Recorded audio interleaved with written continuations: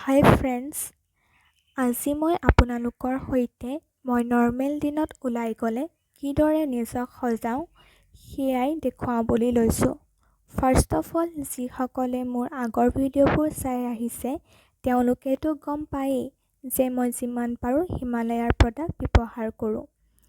প্ৰথমে Himalaya baby cream ঘঁহি ছেকেণ্ডত এই মামা আৰ্থৰ ছানস্ক্ৰীমটো এপ্লাই কৰিম, কিয়নো ইয়াত কেলেণ্ডুলা আৰু জিংক অক্সাইড আছে যিয়ে আমাৰ স্কিনখন ৰ'দৰ পৰা প্ৰটেক্ট কৰিব। তাৰপিছত হিমালয়াৰ পাউডাৰ ঘঁহি তাৰ চতুৰ্থতে আমাৰ ভাৰতীয় নাৰীসকলৰ পৰিচয় বহন কৰা ফুটটো ল'ম।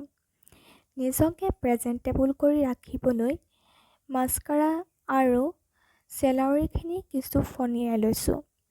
শেষত আমাৰ ছোৱালীবোৰৰ মেকআপ সম্পূৰ্ণ কৰা লিপষ্টিকটোকনো কেনেকৈ পাহৰিব পাৰোঁ। চুলিকোছা ফণিয়াই এয়া মই ৰেডি। কেনেকুৱা লাগিছে জনাবলৈ নাপাহৰিব।